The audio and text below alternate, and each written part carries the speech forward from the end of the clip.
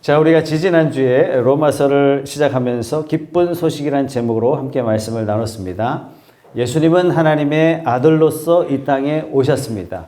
죽음을 이기시고 부활하심으로 우리에게 기쁜 소식을 주셨습니다. 예수님만이 우리에게 기쁜 소식을 주실 수 있는 분이십니다. 더 기쁜 것은 사망의 종되었던 우리를 기쁜 소식을 전하는 사명자로 세워주셨다는 사실입니다. 귀한 분을 아는 것도 정말 대단한데 그 귀한 분과 함께 일을 한다. 이거야말로 영광스러운 일이 아니겠습니까? 그런 차원에서 여러분들은 귀한 분이세요. 정말 소중한 분이세요. 세상 사람들이 여러분들을 어떻게 폄하하든지 그 관계없이 하나님 앞에 여러분들은 참으로 소중하고 귀한 분인 줄 믿으시기 바랍니다. 오늘 말씀은 어떻게 시작하냐면요. 18절 말씀에 하나님의 진노가 불의한 행동으로 진리를 가로막는 사람의 온갖 불경건함과 불의함을 겨냥하여 하늘로부터 나타납니다. 여러분, 지난주에는 어떻게 마무리됐어요? 16절에 이렇게 마무리됐지 않습니까? 다 같이 한번 읽어보죠. 시작. 나는 복음을 부끄러워하지 않습니다. 이 복음은 유대 사람을 비롯하여 그리스 사람에게 이르기까지 모든 믿는 사람을 구원하는 하나님의 능력입니다. 하나님의 의가 복음 속에 나타납니다. 이 일은 오로지 믿음에 근거하여 일어납니다. 이것은 성경에 기록한 바 의인은 믿음으로 살 것이다 한 것과 같습니다. 여러분, 이 16절 17절은요 읽으면 읽을수록 우리의 가슴을 웅장하게 그렇게 마무리하고 있는데, 그런데 오늘 말씀은 어떻게 시작하냐면 하나님의 진노가 이렇게 시작하고 있어요. 분위기가 싹 바뀌죠. 마치 16부자 로맨틱 코미디를 다 행복하게 보고 난 다음에 바로 그것이 알고 싶다 보는 것 같은 그런 느낌이에요. 기쁜 소식이라면서 왜 갑자기 하나님의 진노를 말씀하고 있는 겁니까? 기쁜 소식 맞습니까, 여러분? 자, 우크라이나 목장 식구들 최근 기도 제목 보니까 건강검진에 대한 기도 제목이 많더라고요. 이제 한 해를 마무리하면서 미뤘던 검진을 이제 막 했던 것 같습니다. 여러분, 건강검진 좋아하십니까? 이름만 들어도요 기분이 썩 좋지가 않아요. 검진을 위해서 단식도 해야 되고 마지막에는 금식도 해야 되고, 검진을 위해서 그 느끼한 약물을 마구마구 마셔야 돼요. 이거 자체도 고통이지만 마취해서 풀려났을 때 그 찜찜한 그 기분은요 이루 헤아릴 수가 없어요. 근데 더 결정적인 불편함이 있습니다. 지금까지 말한 거에 비하면 아무것도 아니에요. 그게 뭐냐?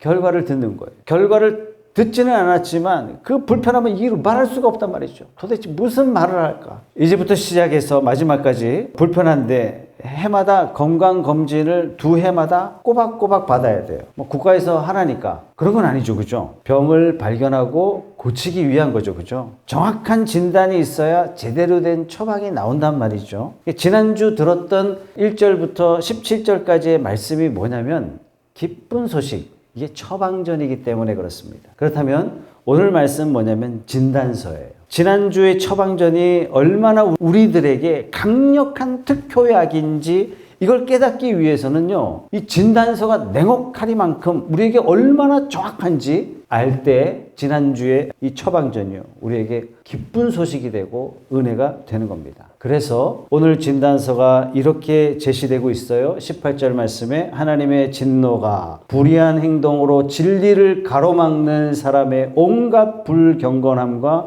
불의함을 겨냥하여 하늘로부터 나타납니다. 진리를 가로막는다. 무슨 뜻일까요? 조재현 성도님 자동차 고치셨어요? 몇 개월 전에 조재현 성도님 차를 한번 타보니까 엔진 경고등이 깜빡깜빡거리더라고요. 아직 표정이 안 고친 것 같습니다. 경고등이 처음 들어올 때는요 소리를 자꾸 보내줘요. 시끄럽습니다. 근데 이게 시간이 좀 지나면요 자동차가 그냥 경고음을 그냥 꺼버려요. 그럼 화면에 경고등만 딱 나와 있어요. 요 경고등도 굉장히 볼 때마다 거슬리거든요. 그때 검정색 전기 테이프로 그거를 싹 가리면 깜짝 같습니다. 마치 정상 같아요. 진리를 가로막는 사람이 어떤 사람이냐? 바로 이런 사람이에요. 아무리 진리를 가로막아 봐야 소용이 없어요. 경고음이 안 들린다고 괜찮아요? 경고등이 눈에 안 보인다고 차가 정상으로 돌아온 게 아니죠. 진리를 가로막는다고 진리가 사라지는 게 아닙니다. 그래서 19절은 우리에게 이렇게 말씀하세요. 하나님을 알만한 일이 사람에게 훤히 드러나 있습니다. 하나님께서 그것을 환히 드러내 주셨습니다. 이 세상 창조 때로부터 하나님의 보이지 않는 속성 곧 그분의 영원하신 능력과 신성은 사람이 그 지으신 만물을 보고서 깨닫게 되어 있습니다. 그러므로 사람들은 핑계를 댈 수가 없습니다.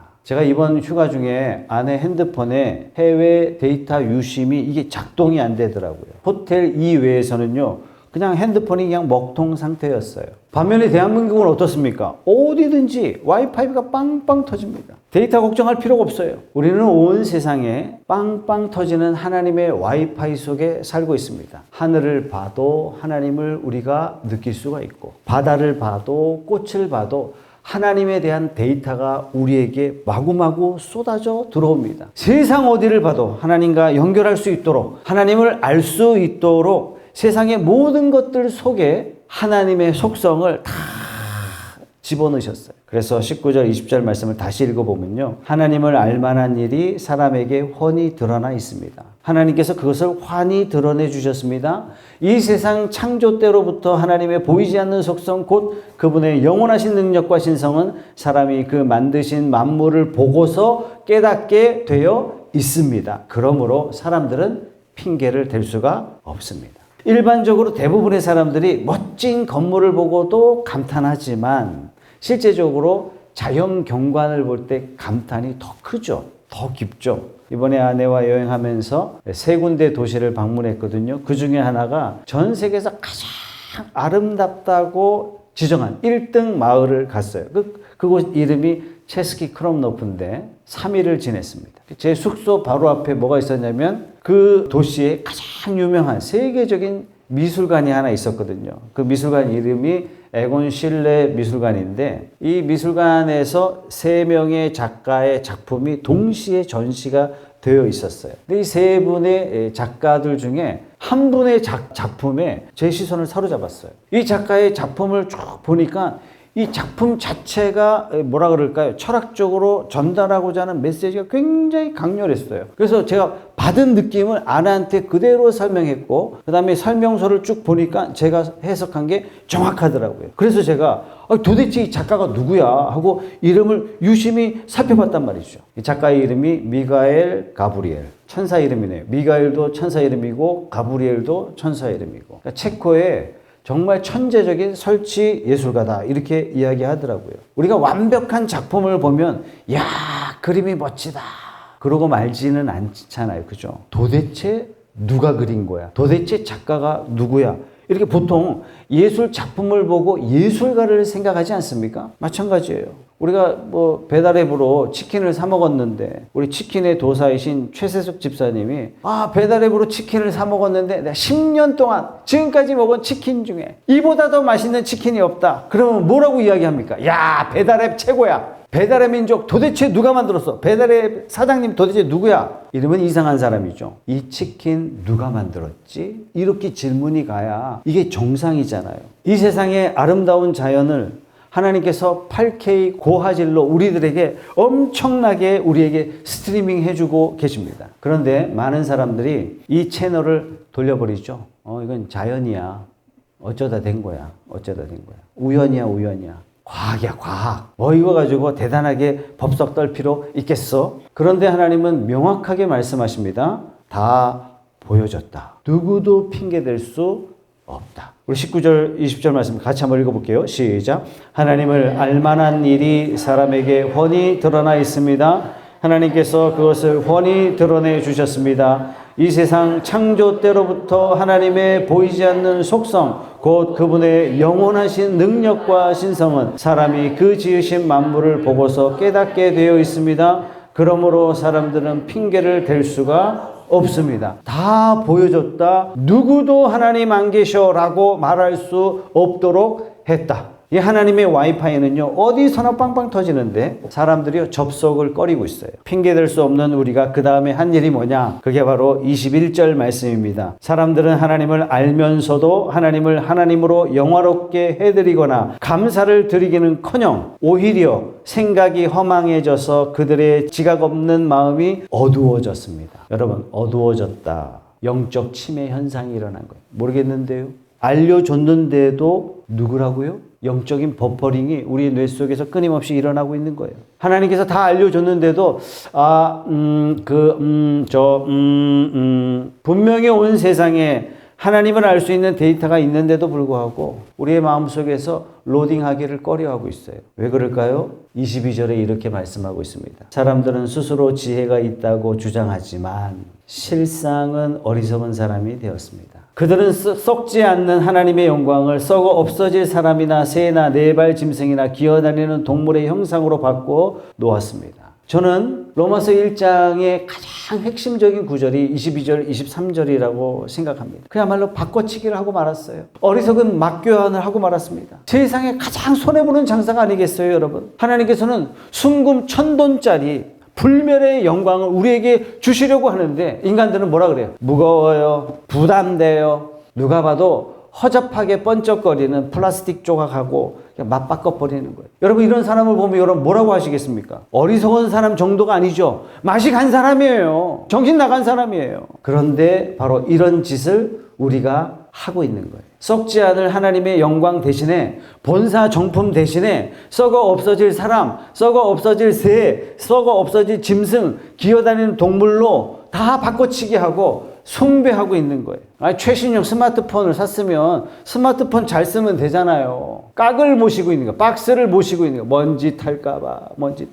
우리는 창조주 대신에 피조물에 찜하고 피조물 바라보고 좋아요, 피조물 바라보고 팔로우. 사라질 것에 우리의 영혼을 걸고 내 행복을 기대합니다. 이거야말로 얼마나 어리석고 슬픈 막교환이 아니겠습니까, 여러분? 이렇게 막교환해 놓자 무서운 일이 벌어지기 시작합니다. 그게 24절이에요. 24절, 26절, 28절. 세 절을 한 번에 읽어볼 텐데요. 여러분, 이 말씀 속에 반복되는 단어가 있습니다. 주목해 보세요. 24절입니다. 시작. 그러므로 하나님께서는 사람들이 마음의 욕정대로 하도록 더러움에 그대로 내버려 두시니 서로의 몸을 욕되게 하였습니다. 26절. 그런 까닭에 하나님께서는 사람들을 부끄러운 정욕에 내버려 두셨습니다.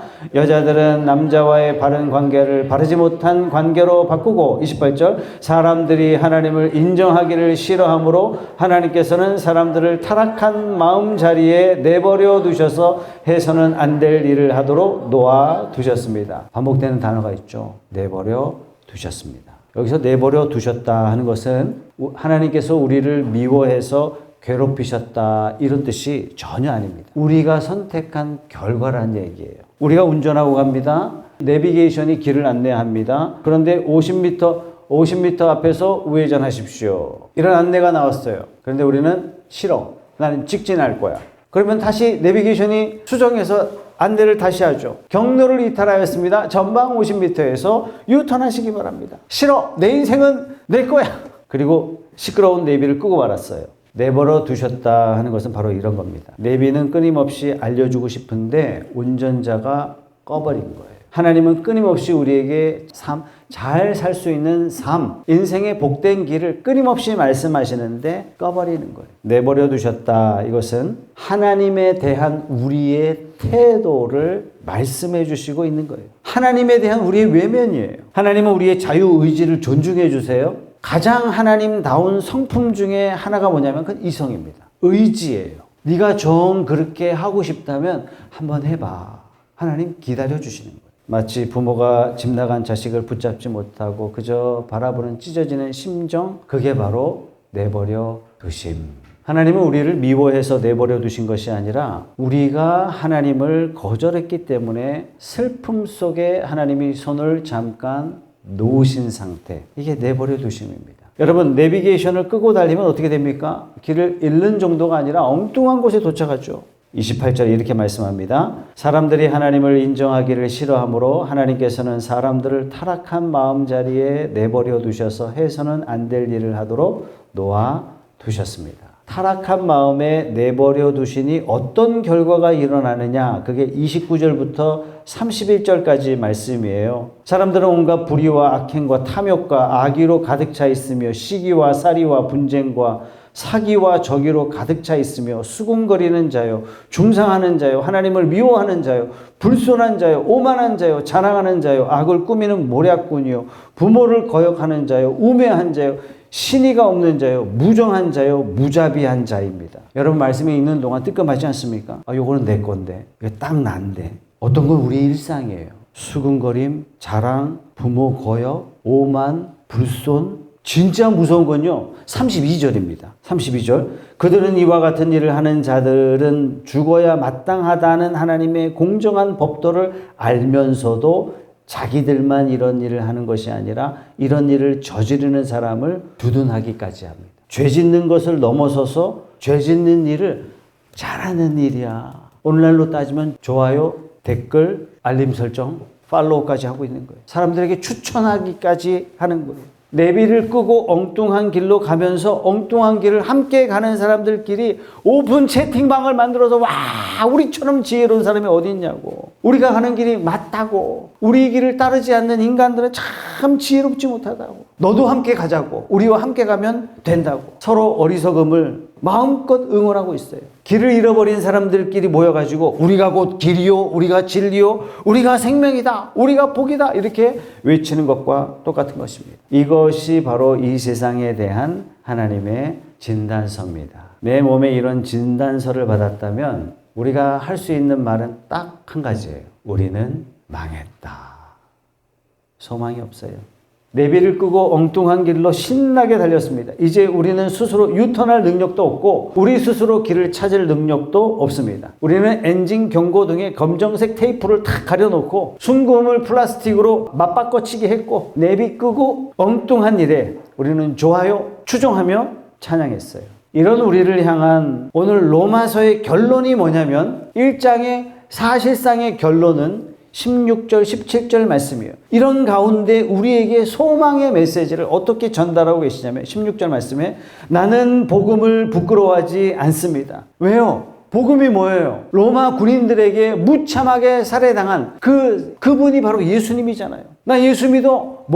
우리 삼촌이 로마 군인으로 있을 때 십자가에 매단 그 처참한 인간을 믿는단 말이야? 다 사람들이 부끄러워했단 말이에요. 바울이 담대하게 이야기합니다. 나는 복음을 부끄러워하지 않습니다. 이 복음은 유대 사람을 비롯하여 그리스 사람에게 이르기까지 모든 믿는 사람을 구원하는 하나님의 능력입니다. 하나님의 의가 복음 속에 나타납니다. 이 일은 오로지 믿음에 근거하여 일어납니다. 이것은 성경에 기록한 바 의인은 믿음으로 삽니다. 우리의 진단서가 아무리 끔찍해도 우리를 향하신 하나님의 처방전은 완벽합니다. 아무리 망한 사람일지라도 예수 믿겠습니다.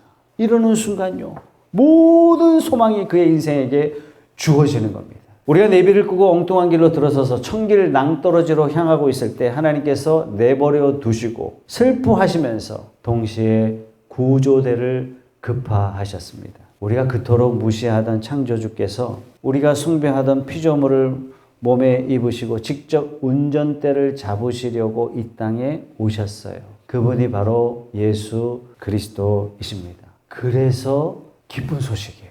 그래서 기쁜 소식이에요. 우리가 구원해 달라고 요청하지 않았어요. 우리에게 구원이 필요한 줄도 몰랐어요. 우리가 어디로 가는 줄도 몰랐어요. 그래서 기쁜 소식입니다. 우리가 짝퉁을 진품이라고 빡빡 우길 때 진짜 진품 대신 예수님께서 오셨음에도 불구하고 그 진품은 우리가 제대로 알아보지도 못했어요.